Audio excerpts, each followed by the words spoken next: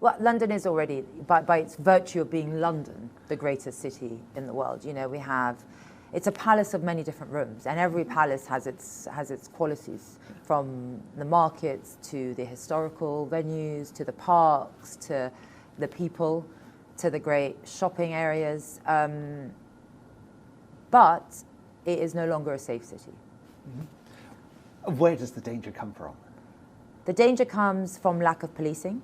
So there is no visible policing, which does act as a deterrent. And it comes from a leadership from Sadiq Khan that has deprioritized public safety. In November, actually, he cut police from the royal parks, which used to be a safe haven.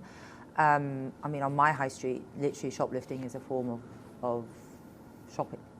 Mm-hmm. And what's really sad is I speak to shopkeepers in my area who tell me that they no longer, well, they do call the police actually, and they feel the police screen their calls because they call so often. Right. Another time, actually, I did witness a shoplifting in the local Holland and Barrett, and the staff were just looking on. I said, "Why aren't you calling the police?" They said, "Oh, should we?" You know, that is the attitude. And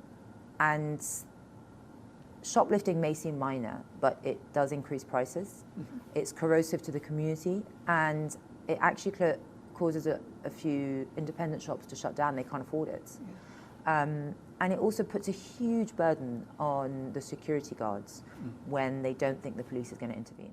I think it'll make a massive difference, because what's happened now is we have two-tier London. We have those that can afford to drive in and park and pay the ULEZ, pay the congestion, and park. You know, the parking charges are exorbitant, and you have those that can't. And I don't want that. And the tube's very expensive. You know, for me, I have 7 kids. If I took the kids on the tube, just even zone 1, it would be a fortune. I mean, my kids get approached with a guy in a COVID mask in their school uniform and a blank card with a phone number telling them, "I have everything you need, ketamine, coke, just call this number." And that's when my son was 14 in central London. Wow. So I never had that growing up. Mm-hmm. Zero. You know, drugs, cocaine for us was like, you know, you'd read about it like some rich banker or something. But there is a drug problem amongst teenage kids. Mm-hmm. It is so easy to access. Yeah. And that's what's happening. You know, we're sacrificing our teenagers. So many families are moving out of London. Number one, because they don't feel safe. You know, their house has been robbed or burgled, but also they don't feel safe for their children. Mm-hmm. You know, I spoke to a family who said, we have to pick up our 17-year-old boy from the tube station because he's constantly being robbed. Oh. And they're like, we just can't take it anymore, we're just going to move out.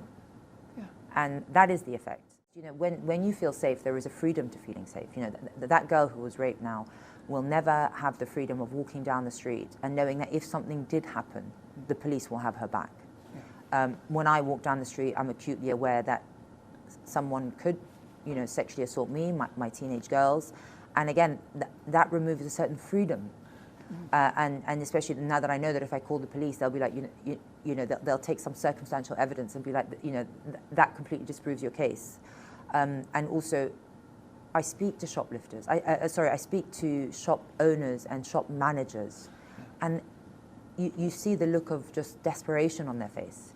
You know, they've kind of given up on the law and order, and there is a power vacuum on our streets. Right. So when there is no police and when law and order is not taken seriously, a power vacuum on our streets is filled by criminals.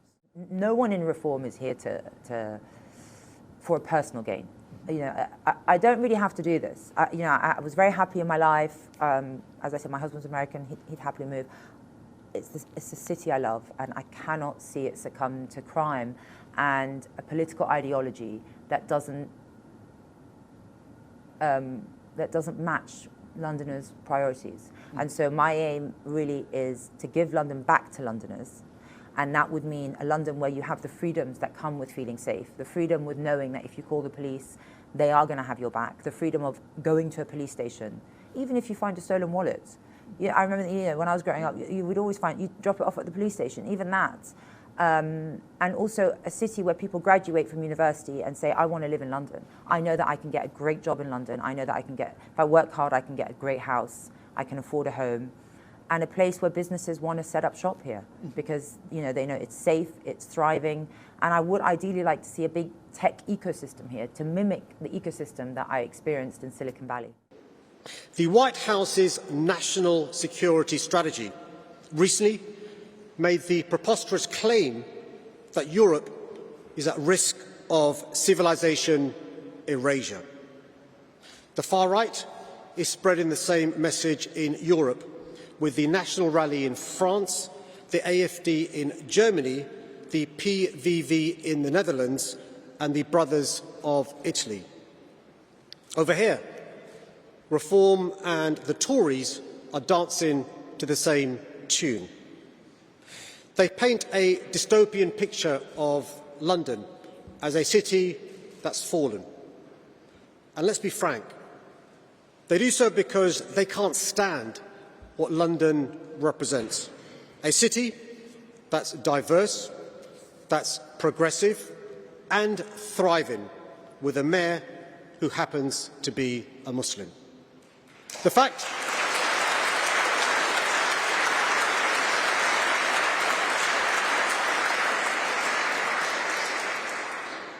that this is the greatest city in the world makes a mockery of their entire worldview. So they construct lies, seek to manufacture an enemy, pit citizens against one another for political gain, and stoke fear by blaming the other for all of society's ills. This rhetoric isn't just false, it's cruel, it's callous, and it's deeply dangerous. And that's why we must fight back against the narrative that diversity is inherently bad for our society, and therefore all immigration is too. Across the Atlantic, we can see the dark place this can lead. Masked ICE agents on the streets, a de facto paramilitary force targeting and terrorising diverse communities. In the UK, we've already seen a Tory government sending go-home vans into our most diverse neighbourhoods. But this is a new extreme, and one a Reform government could seek to emulate, leaving minority Brits fearing a tap on the shoulder, a knock on the door, or worse. As politicians, progressives and political activists, we surely have to mount a fierce defence against this assault. And that includes not being afraid to highlight the enormous benefits of immigration. Because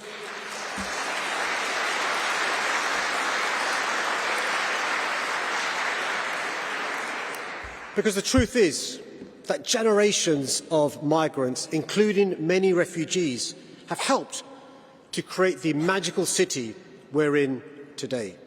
London has been shaped and reshaped by all those who have come here, with our economy and culture woven and enhanced by their contributions, from the food on our plates and clothes on our backs to the masterpieces in our museums and the music in our streets.